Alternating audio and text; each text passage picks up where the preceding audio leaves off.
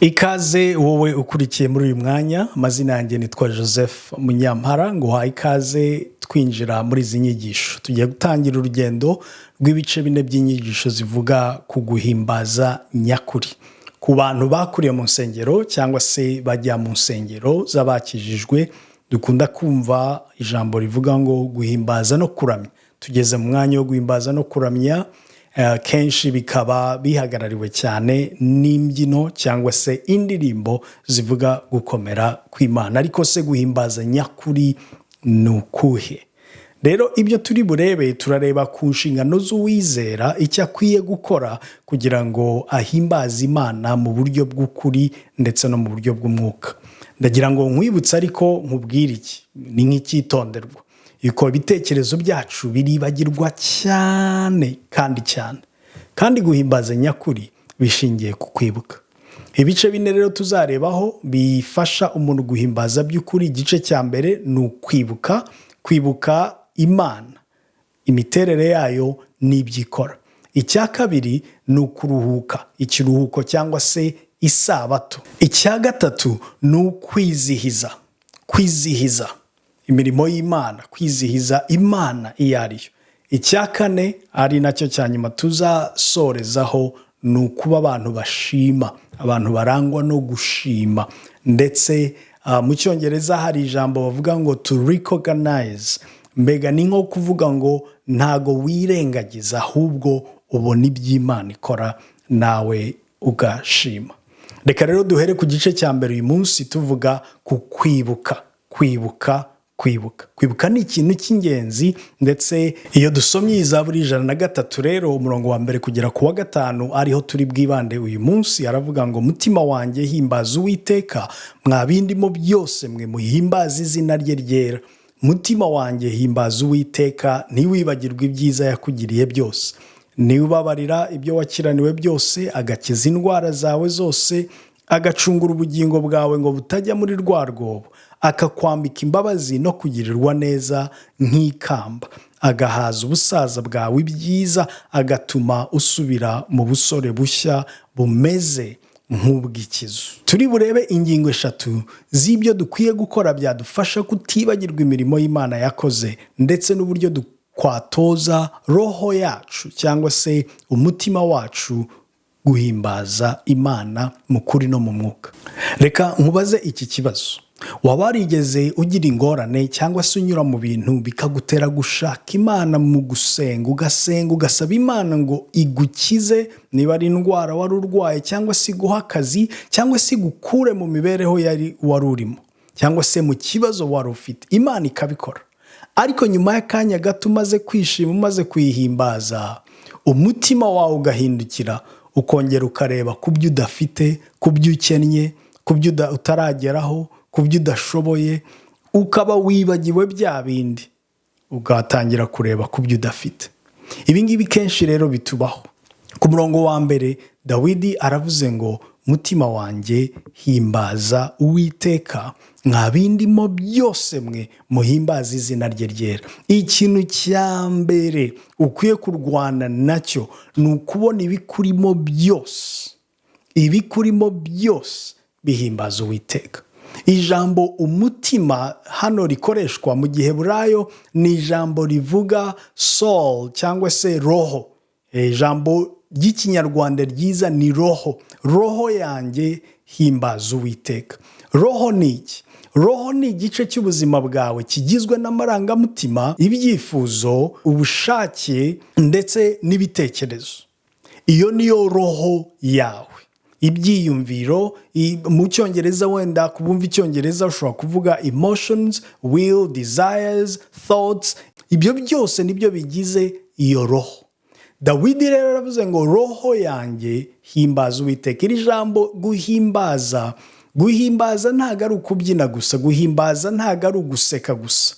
Iri jambo guhimbaza mu Giheburayo riva mu ijambo risobanura gupfukama cyangwa se kubarara cyangwa se guha icyubahiro, rikaba rishobora no gusobanura kuvuga neza umuntu, ndetse rikaba rinavuga guhimbaza. Ubwo ayo magambo yose ni amagambo agaragaza ibikorwa bijyanye cyangwa se birangira ijambo himbaza. Rero Dawidi iyo avuze ngo roho yanjye himbaza Uwiteka, namwe ibindimo byose mwe muhimbaze izina rye ryera, icyo arimo kuvuga, arimo guhamagarira ibitekerezo bye, amarangamutima ye, amahitamo ye, umubiri we, imbaraga ze, we n'ibimurimo byose ngo bihurize hamwe, byiyunge, bihujwe no guhimbaza Imana, no kuvuga neza imirimo y'Imana, no kwibuka imbabazi z'Imana, no guhesha Imana icyubahiro. Urabona ko Dawidi ntabwo arimo kubwira abantu, ntabwo ahagaze imbere nk'umuyobozi abwira itorero ririmo abantu ngo nimuhimbaze, ahubwo arahindukira akibwira. Iki ni ikintu cy'ingenzi rero, kandi niyo ntambwe ya mbere dukwiye gutera, gukora uko dushoboye kose tugahora twibutsa ibitugize byose. Amarangamutima aratozwa, ibyiyumviro biratozwa. Iyo utabitoje inzira z'Imana bifata izindi nzira, biratozwa. Toza amarangamutima yawe, toza ibitekerezo byawe, toza ibyiyumviro byawe, toza umubiri wawe, bitoze, hora ubyibutsa guhimbaza Imana, hora ubyibutsa imirimo y'Imana. Icyo nicyo cya mbere dukwiye gukora. Icya kabiri, ku murongo wa 2 aravuga ngo mutima wanjye himbaza Uwiteka, ntiwibagirwe ibyiza yakugiriye byose. Icya kabiri, dukwiye kurwana no kwibutsa, guhora wibutsa. Si uguhamagarira ibikugize byose ngo bihimbaze Imana gusa, ahubwo ugomba guhora unabyibutsa buri munsi, kubyibutsa buri munsi, kuko kwibagirwa birica. Iyo turebye mu gitabo cyo gutegeka kwa 2 igice cya 8, Imana iha amabwiriza ubwoko bwa Isirayeli imaze kubakura muri Egiputa, irababwira ngo mwibuke. Inshuro nyinshi igenda isubiramo ibuka. Nimumara kugerayo mwarubatse amazu, mufite ibiryo, mwararongoye, mufite abana, mubayeho neza, mufite umudendezo, muzibuke ko ari njye utanga imbaraga zihesha umuntu ubutunzi. Urumva Imana irababwira ngo mwibuke. Si mu isezerano rya kera gusa, usibye ko mu isezerano rya kera harimo inshuro nyinshi. Ubwo abana ba Isirayeli bari bageze ku nyanja ya Yorodani muri Yesuwa igice cya 4, Imana irababwira ngo nimutore amabuye 12 muri iyo nyanja, muyashyireho abe urwibutso. Urwibutso ruhora rwibutsa Imana imirimo Imana yabakoreye. Arababwira ngo kugira ngo abana banyu nibabona ayo mabuye bakababaza ngo ese aya mabuye asobanuye iki? Ni amabuye nk'ayandi, ni amabuye yo mu mugezi asanzwe, ariko aya mabuye ntiyari asanzwe kuko yari amabuye y'urwibutso. Arababwira ngo muzababwire ibyo nabakoreye. Urumva yari amabuye igihe cyose bayabonye bayavuzeho, yabibutsaga imirimo y'Imana. Iyo turebye mu isezerano rishya rero tubona na Yesu akangurira abigishwa be kwibuka, ndetse ikintu gikomeye natwe uyu munsi tugikora. Mu gice cya 22 ugeze ku murongo waho wa 18 arababwira ngo ndababwira yuko uhereye none ntazanywa ku mbuto z'imizabibu ukageza aho ubwami bw'Imana buzazira. Yenda umutsima arawushimira, arawumanyagura, arawubaha, arababwira ati uyu ni umubiri wanjye ubatangiwe, mujye mukorera mutya kugira ngo munyibuke. N'igikombe akigenza atyo. Bamaze kurya ati iki gikombe ni isezerano rishya ryo mu maraso yanjye ava ku bwanyu. Ibyo rero benshi twita Ukarisitiya cyangwa se gusangira kw'abera, ntabwo ari igikorwa gusa cy'umuhango cyangwa se cy'idini, ni igikorwa cyo kwibuka. Yesu yaravuze ngo uyu mutsima ubabera ikimenyetso, ubibutse umubiri wanjye natanze ku bwanyu. Ndetse n'iki gikombe kibibutsa amaraso, ariyo maraso y'isezerano rishya, amaraso yatwinjije mu isezerano rishya, isezerano ryuzuye kubabarirwa, isezerano ririmo ubugingo buhoraho, isezerano ryatugize abana b'Imana, isezerano rizatuma Kristo agaruka akadutwara tukabana nawe iteka ryose. Aravuga ngo mujye muhora mukora ibi, mubigenza mutya kugira ngo mwibuke ko nabayeho, mwibuke ko napfuye nkazuka, kandi ubwo ndiho namwe muzabaho. kwibuka ni ikintu cy'ingenzi. Kwibagirwa biricisha. Satani arabizi ko kwibagirwa ari virusi yicisha abantu. Iyo wibagiwe uwo uriwe birakurangirana, wisanga wagiye, wisanga wakubititse. Kwibuka ni ikintu cy'ingenzi. Imana ishimwe rero ko itaturetse twenyine ngo duhore turwana tunanirwa, ikaduha umwuka wayo wera. Muri Yohana 14 Yesu avuga amagambo meza atubwira ku mwuka wera. Ku murongo wa 26 aravuga ngo ariko umufasha ari we mwuka wera, uwo Data azatuma mu izina ryanjye, niwe uzabigisha byose, abibutse ibyo nababwiye byose. Mbasigiye amahoro, amahoro yanjye ndayabahaye. Icyakora simbaha nk'uko ab'isi batanga, imitima yanyu ntihagarare kandi ntitinye. Umwuka wera niwe uzabigisha byose, abibutse byose. Arabizi ko ibitekerezo byacu, kwibagirwa ni akantu koroshye. Kwibagirwa biroroshye cyane, ariko ni ikimungu, ni indwara yica.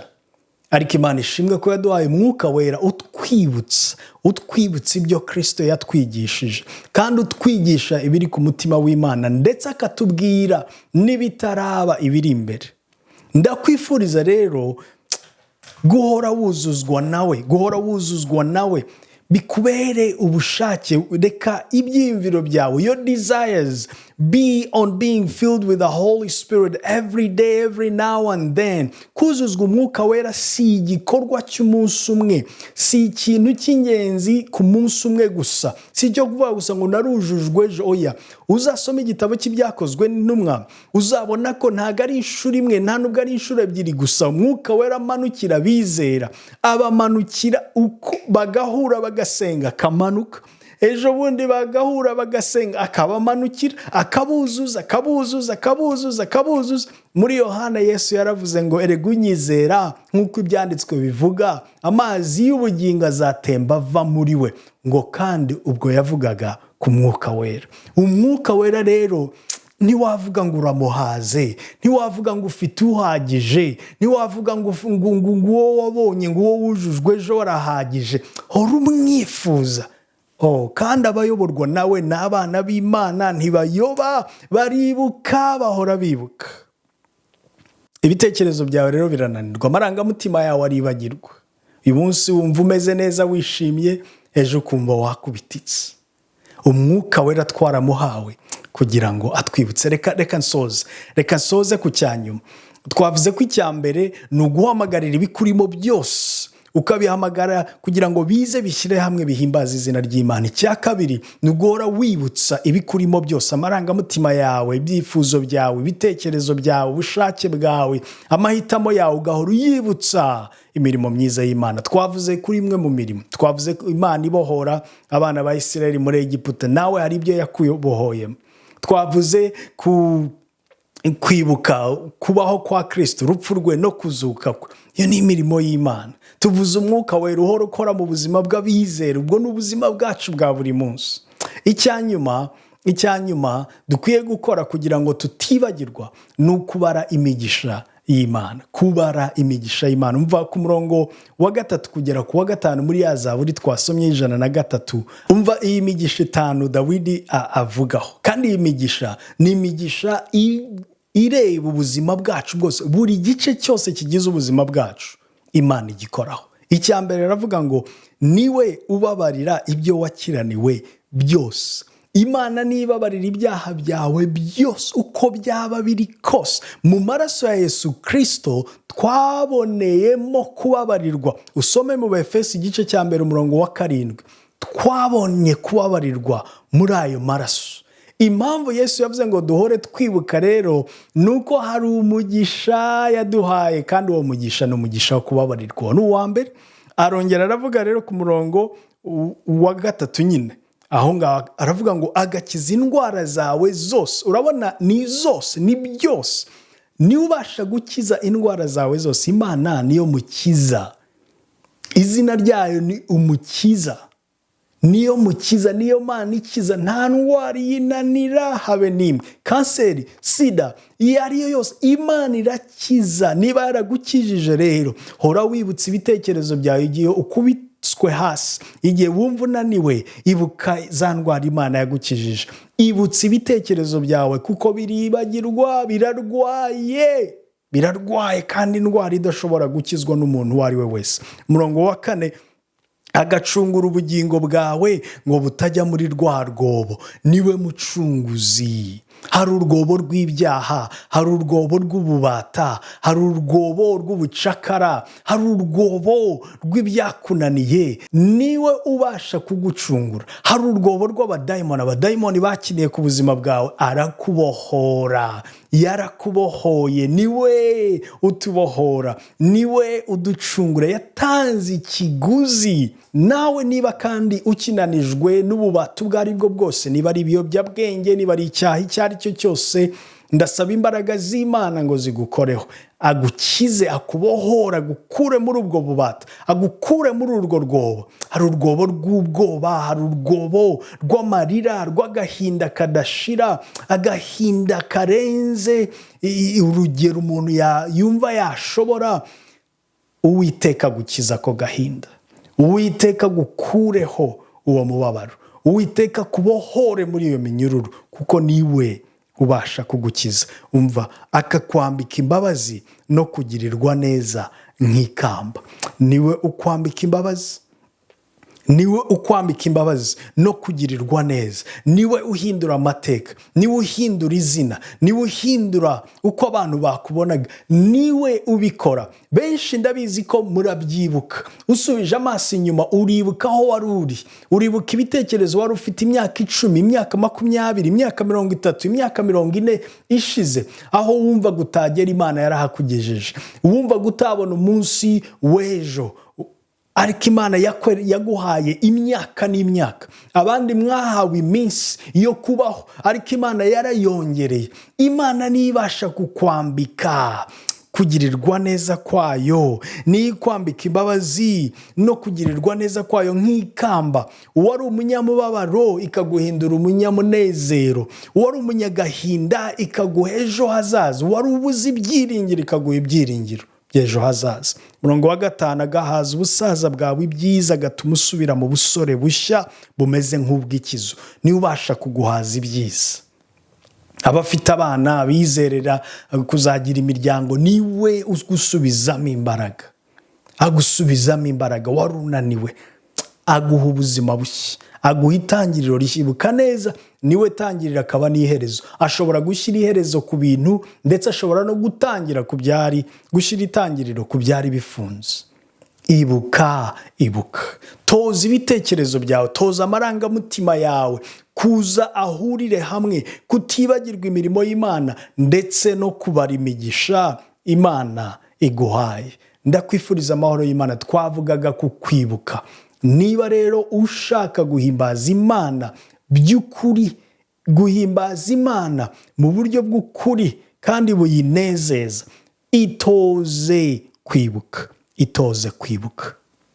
Amahoro y'Imana bane nawe. Ubutaha rero tuzavuga ku kuruhuka ku isabato. Ndakwifuriza ibyiza n'amahoro y'Imana.